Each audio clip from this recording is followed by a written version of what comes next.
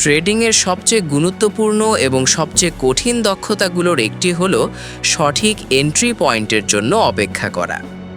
অনেক নতুন ট্রেডার প্রতিদিন ট্রেড করার জন্য উদগ্রীব হয়ে থাকেন। চার্টে কিছু একটা মুভমেন্ট দেখলেই মনে হয় এখনই ঢুকতে হবে, না হলে মিস হয়ে যাবে। কিন্তু বাস্তবতা হলো ট্রেড না করাটাও অনেক সময় সবচেয়ে সঠিক ট্রেড।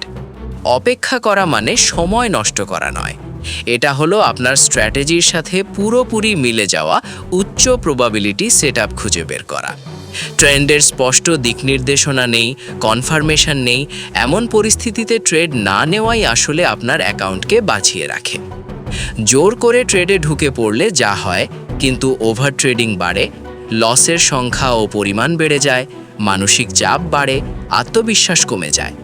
অথচ ধৈর্য ধরে অপেক্ষা করলে যা পাওয়া যায়, রিস্ক অনেক কমে যায়, উইন রেট উল্লেখযোগ্যভাবে বাড়ে, দুশ্চিন্তা ও স্ট্রেস অনেক কম হয়, কম সংখ্যক ট্রেডে উচ্চ কোয়ালিটির সুযোগ পাওয়া যায়।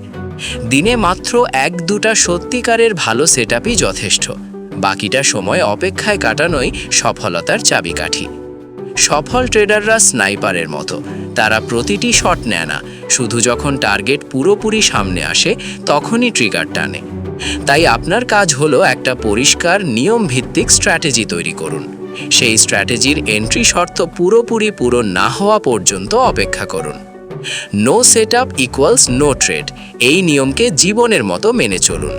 ট্রেডিংয়ে সত্যিকারের সফলতা আসে টাকা দিয়ে নয়, ধৈর্য ও ডিসিপ্লিন দিয়ে। মার্কেট সব সময় থাকবে, সুযোগ ফুরিয়ে যায় না। আপনি শুধু সঠিক সময়ের জন্য অপেক্ষা করুন, বাকিটা মার্কেট নিজেই করে দেবে। ধৈর্য ধরুন, অপেক্ষা করুন, আর যখন সত্যিকারের সেটআপ আসবে তখন পুরো আত্মবিশ্বাস নিয়ে ট্রেড নিন। সফলতা আসবেই।